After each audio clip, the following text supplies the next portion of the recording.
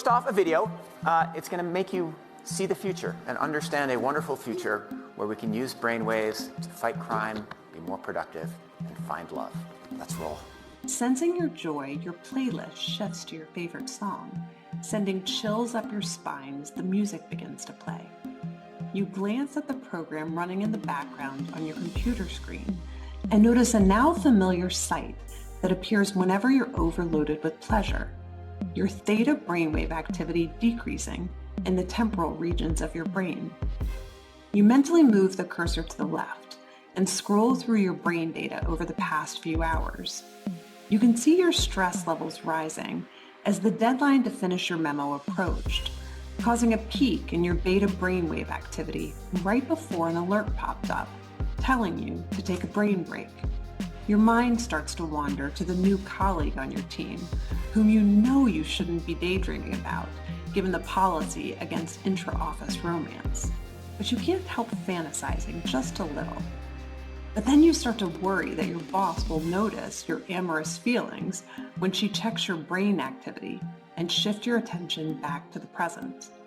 You breathe a sigh of relief when the email she sends you later that day congratulates you on your brain metrics from the past quarter, which have earned you another performance bonus. When you arrive at work the next day, a somber cloud has fallen over the office. Along with emails, text messages, and GPS location data, the government has subpoenaed employees' brainwave data from the past year. They have compelling evidence that one of your coworkers has committed massive wire fraud. Now, they're looking for his co-conspirators. You discover they are looking for synchronized brain activity between your coworker and the people he has been working with.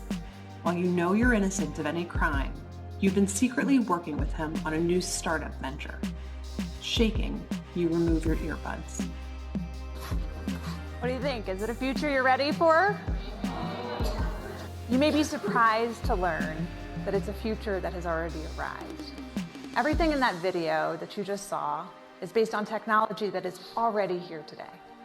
Artificial intelligence has enabled advances in decoding brain activity in ways that we never before thought possible. After all, what you think, what you feel, it's all just data. Data that in large patterns can be decoded using artificial intelligence. We're not talking about implanted devices of the future. I'm talking about wearable devices that are like Fitbits for your brain. The newest way to monitor attention is through a device like this one. These are ear pods that are launching later this year. These ear pods, much like the video you watched earlier, are ear pods that can pick up brainwave activity and tell whether or not a person is paying attention or their mind is wandering. Okay, well you might think, fine, but even if we can tell whether a person is paying attention or their mind is wandering, you can't tell what they're paying attention to. You would be wrong. Turns out that you can not only tell whether a person is paying attention or their mind is wandering, but you can discriminate between the kinds of things that they're paying attention to. Whether they're doing something like central tasks like programming, peripheral tasks like writing documentation, or unrelated tasks like surfing social media or online browsing. When you combine brainwave activity together with other forms of software and surveillance technology, the power becomes quite precise. So what do we do with this? What do we do with technology that enables us to monitor brainwave activity for attention? Do we embrace it? Do we resist it? I believe that there is a pathway forward with such technology. We might soon even use the technology to help people wake back up. This is a haptic scarf that MIT Media Lab has developed, which uses brainwave technology in a responsive way to give a person a little buzz. Literally, when their mind starts to wander, to help them refocus and hone their attention. I'm giving you the positive use cases because what I don't want the reaction to be is, let's ban this.